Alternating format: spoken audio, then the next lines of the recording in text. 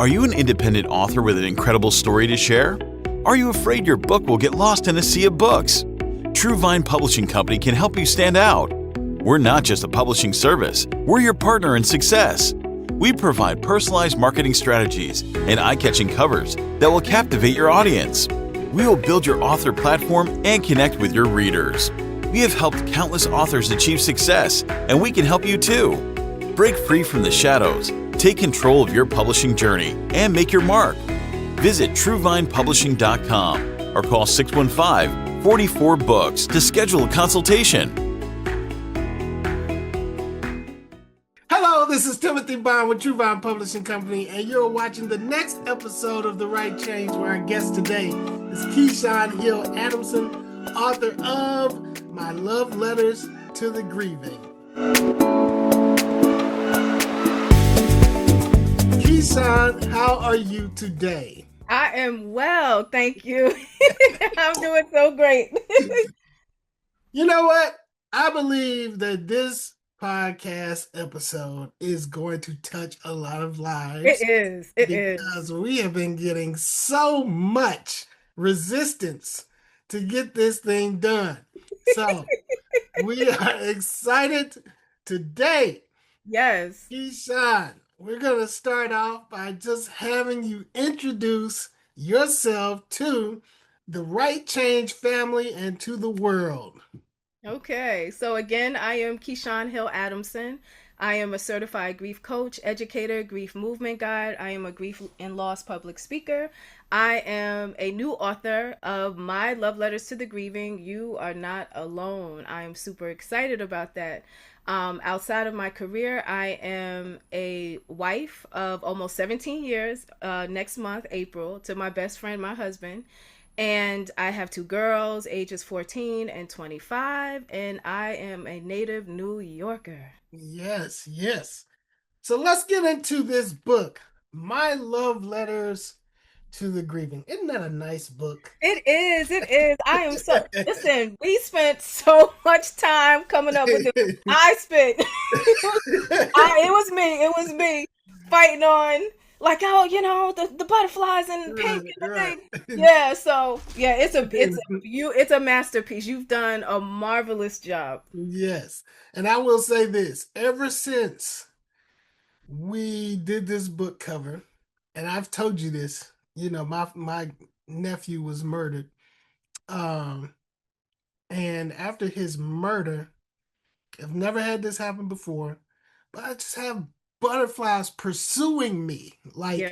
you know what I mean? Pursuing, like I would literally like flick it away and it would come back until I let it like land on me. But as long as I was resisting it, it would, and I'm thinking butterflies don't do that. Like, you know? That's God. Yeah, God. Because that honestly, that happened with my dad when my dad passed away. Like, I would be in the inner city, in the heart of the city, and where butterflies should never be. And yeah, cars, buses, smoke, all kinds of stuff. And butterflies literally, I mean, really intricate, beautifully designed butterflies would come flying right by. I always knew, and that's why in everything I do, there's always a butterfly, because it's God's way of speaking to me about healing and transformation. Wow. Yeah. So I think it's amazing, this book that you've written. We live in a time now where there is so much pain, so much loss, financial troubles, political troubles, emotional. It seems like people are even more emotionally distraught in these times. And so your book is very important and very much needed. Tell us a little bit about how this book came about. The book, as I explained, it's been a lifetime in the making. Starting with the loss of my grandmother, and before that, my great-grandmother, and being able to understand what death looks like, what grief looks like. And I remember being a child when my great-grandmother died, and seeing my grandmother have that phone call where everything changes. And I saw her on the phone, and she was a really cheery person. So I wasn't sure who she was talking to, what was going on. But then she was on the phone. I saw her put the phone down, and then she started crying. Then she explained to me how her mother, my great grandmother, had passed and she had gone to heaven. Again, I didn't know what that looked like. I understood, as a Christian about, our mortality. We're here for a little bit, then after we go to heaven to be home with the Lord. But I didn't understand quite what that meant. And all I knew is that we went to the house and she was no longer sitting in her little rocking chair, and it just felt eerie to me. So I lacked understanding as to what that looks like. Like, where does their spirit go? Like, I had so many questions, but I didn't know how to verbalize what my heart was thinking.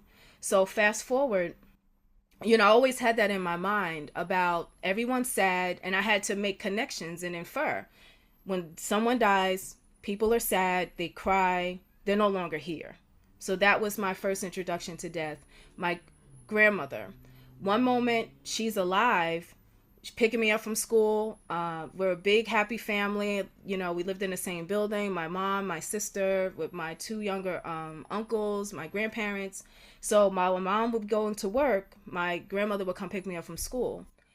We're all at her house one time. My sister, my uncle, and I jumping on the bed like a bunch of monkeys. And she got so frustrated, she kicked us out. Me and my sister, she kicked us straight out. And she was like, all right, time to go home. And, and we lived upstairs. So, I was like, oh, okay. So we went home that day. But then the next day she got sick. And it was a big snowstorm that day in New York. And so we're getting ready to go to school. And all of a sudden they're like, school's closed. But then we get the call again, the day that everything changes. My grandmother's sick. So then my younger uncle is up downstairs. My mother rushes downstairs. And in my childlike mind, I'm thinking, oh, she's sick. She's going to get better. Mm-hmm. And, I'd ask my grandfather, she's coming home. She's coming home. And I remember when my grandfather answered me that particular time, he didn't sound sure. Mm-hmm. He said it like, yeah, she's coming home.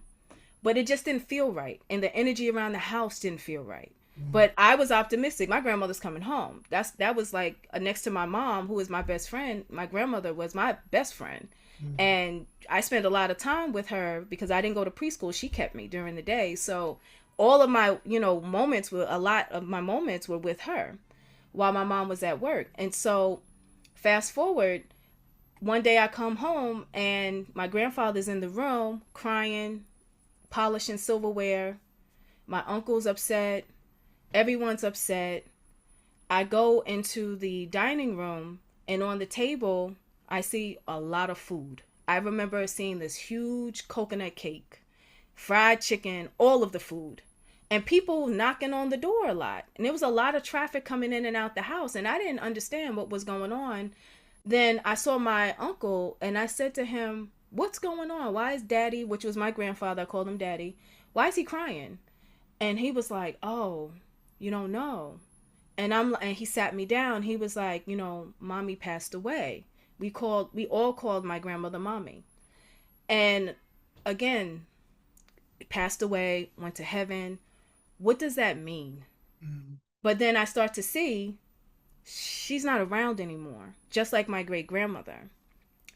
Oh, there's food and everything. Oh, so when people die, people eat.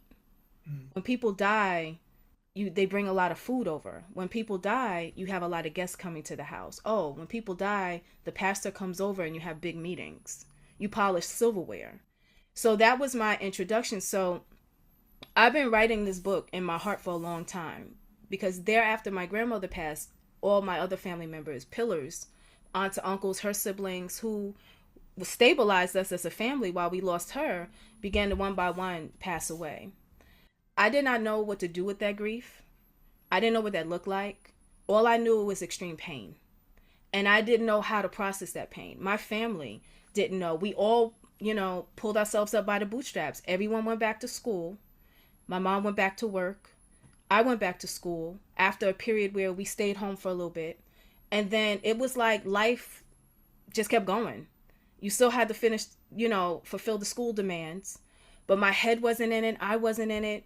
But then at some point, I'm like, okay, I got to pull it together. So I started to put all my efforts into school and graduated top 10 of my class in high school, went on to, learning how to overcome a learning disability, got into a really great 4-year school, Iona University, got my master's. Then I excelled in my career, went from being a secretary all the way up to a assistant director to a manager, ran offices, traveled the world. I did all of that.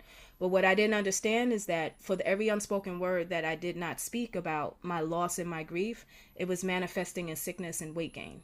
Because out of nowhere, my size 13, this cute little shape that I had, started morphing. And it wasn't something that I was doing. I wasn't eating or drinking or doing anything out of the norm. But I started, my last year of college, I started packing on so much weight until I had my youngest daughter, I had gotten up to 325 pounds. And it wasn't until then that I had to start looking at what's going on the inside. I started writing, I started blogging, and it was through the blogging that I started to see that every story always led back to my grandmother because of loss. And that's when I started to see a pattern, like, oh, I think I'm grieving. And I didn't know I was grieving. I thought I was fine because I did all the right things on the outside, but inwardly I was collapsing. So this book has been a lifetime in making, because it's been me trying to figure out how to process my own pain and to give my pain a voice. And so I end up learning about grief, becoming certified as a coach, an educator, and a grief movement guide, and all the other mental health certifications. I started to really dive deep and study. And once I started to do that, I heard God call me to the field to really serve others, to be the help that I needed. And so this is what started the journey, which is also what started the book. Let's talk about how we got to this name, Love Letters to the Grieving. So this past summer, one of the most recent losses was the loss of my little cousin. And I didn't know, because of the family dynamic, like my uncle, my mom, her brother, they lost their parents. We lost a lot of family. If I think I lost a lot, they definitely lost a lot. And being the first partaker, that being their parents. And when my uncle lost his son, I hadn't seen him in a long time, and but I spent some time with him when he was a little boy, so he always had such a special place in my heart as a kid. And when I found out, and it was around Father's Day, my uncle called me and said that his son was murdered. That ripped my heart to 1,000 pieces. How someone dies matters. And any death is hard. It's traumatic, because when you love someone and you lose them, and the permanence of that loss, it feels like it's going to kill you. But when someone dies tragically, that changes how you grieve. And that was the first murder in our family. I didn't know what to do with myself when my uncle told me that.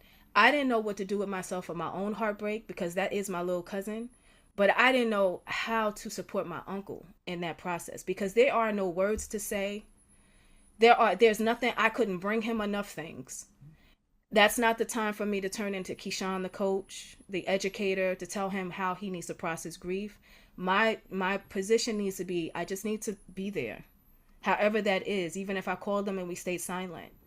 And to know the type of heartbreak he was going through as a father, to lose his firstborn, that just floored me. And so I went into prayer, and the Lord told me to start journaling. And when I started journaling, it started to turn into a love letter to my uncle.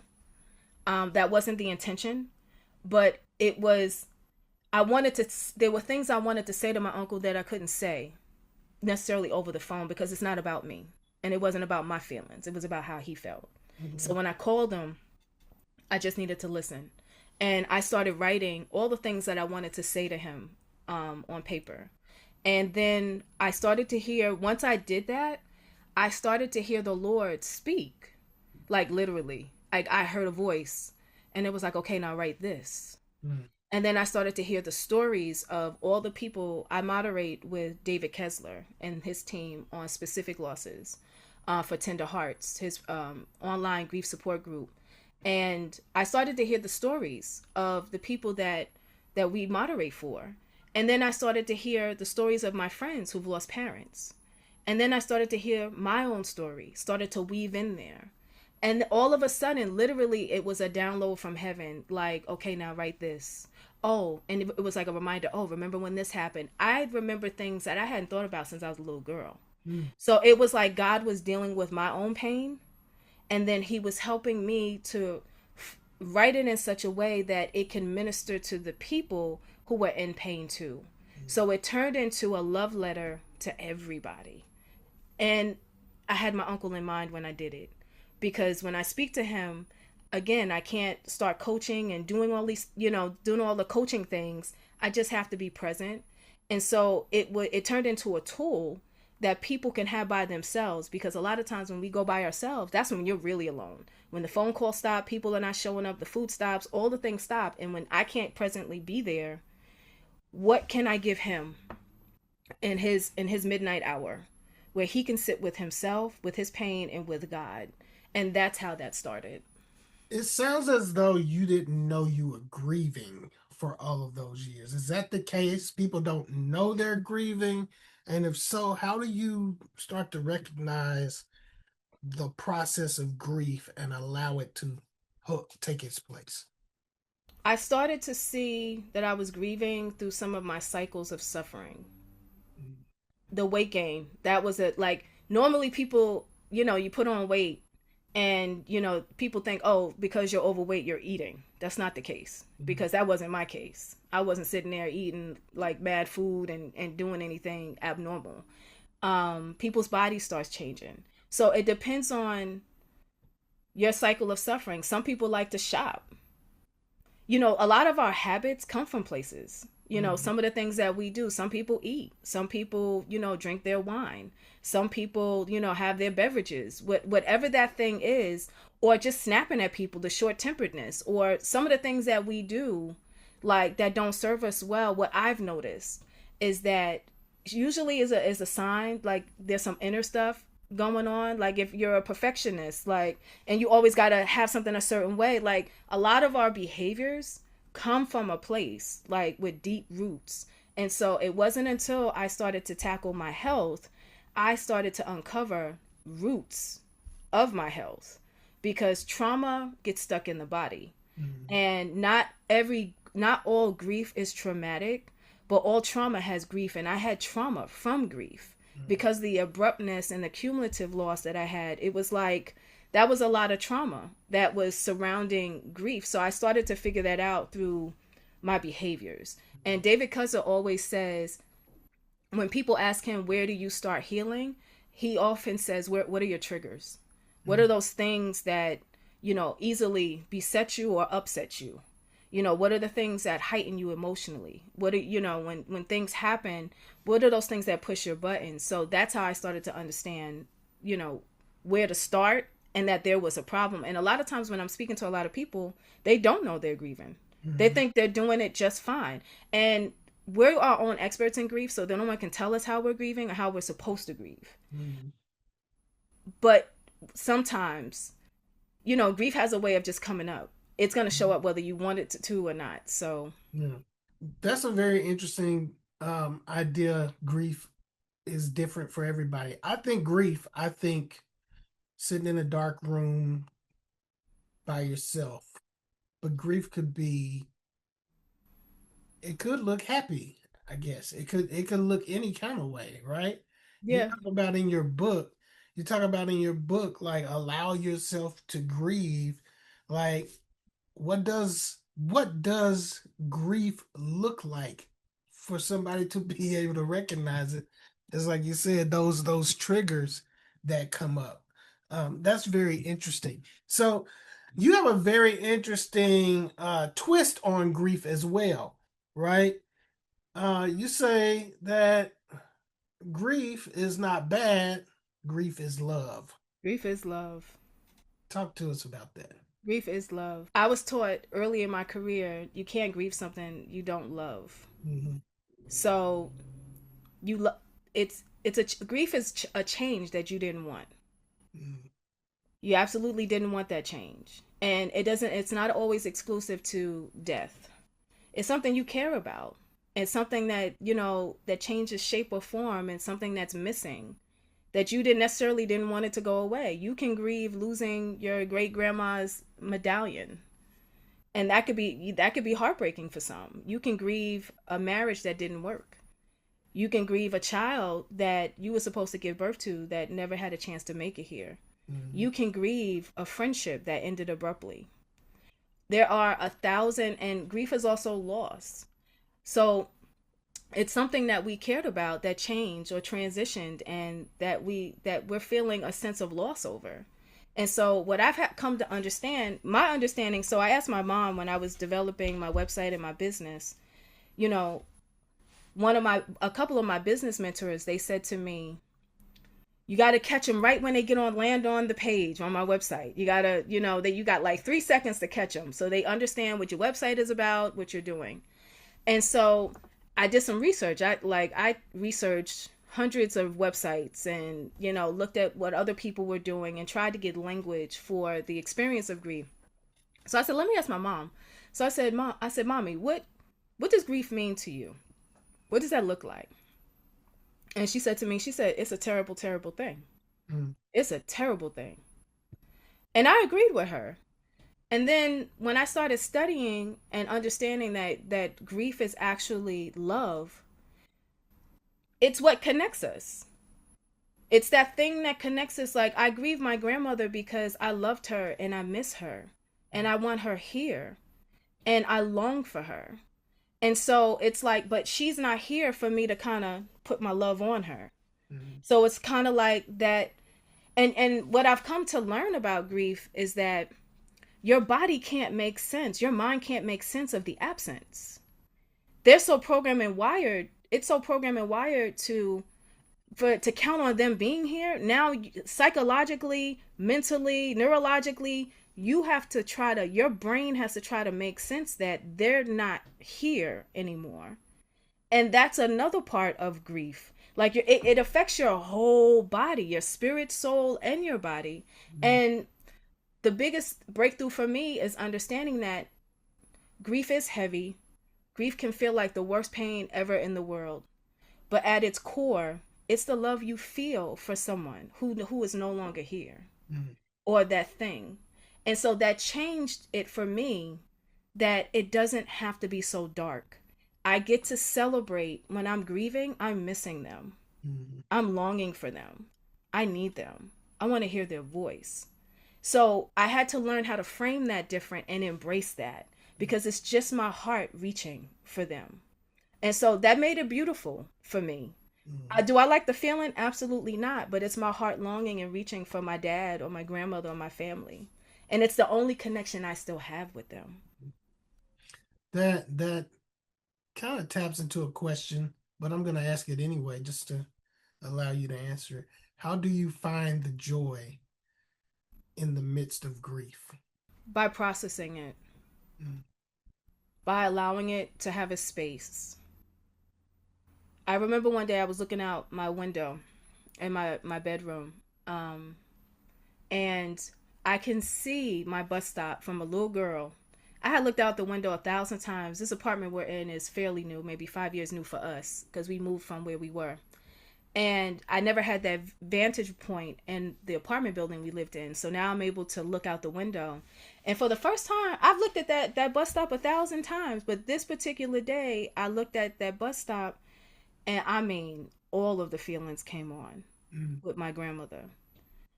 I'm like, oh, I felt the sting. I'm talking about, I was 7.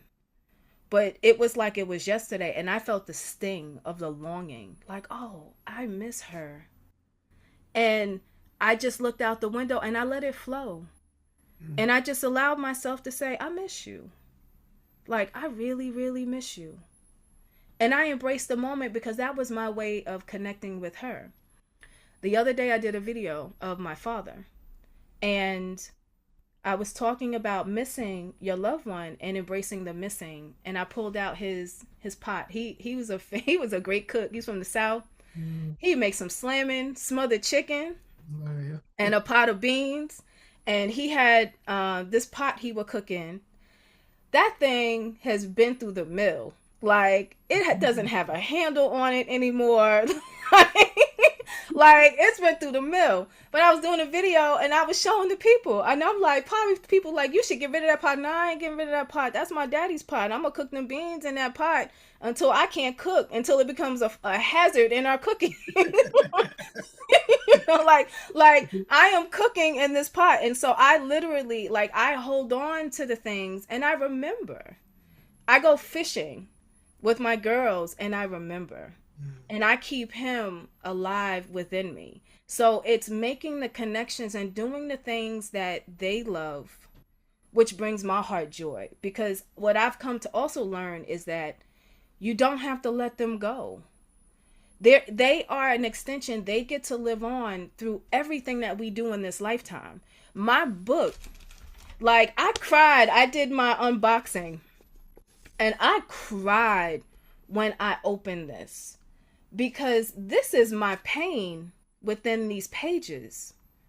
And they, like, all throughout the back of the book, there are their pictures. They get to live on through me. That's the joy. When I get to take everything that I do and find meaning, not in how they died, but in their legacy that lives on through me. This will live when I die. And I didn't realize that with my daughter. I said to her, because my family didn't know how to process grief, I didn't realize that I gave my family, God forbid, when God calls me home, I gave them a roadmap. They will not be without. They will not be lost. They may feel lost, but I gave them tools that should I never not be here, not one more day, they can carry on. They have the tools. They have the word of God. They have everything they need to process their pain. And so they don't have to walk this thing alone. And so, and everything that we do, that's my joy. That's how I keep them alive. And that's how I keep my joy in my grief. Wow.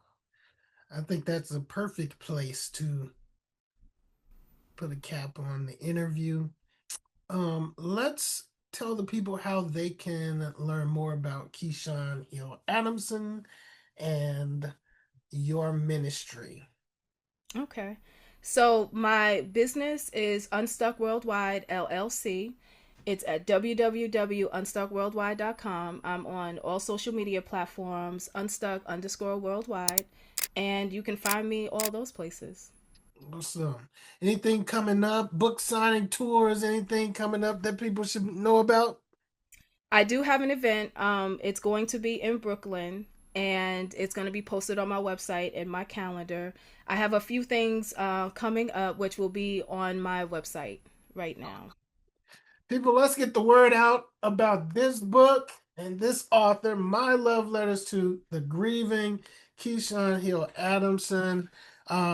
I want you to like this video, share it, and subscribe to learn more about our authors that we are.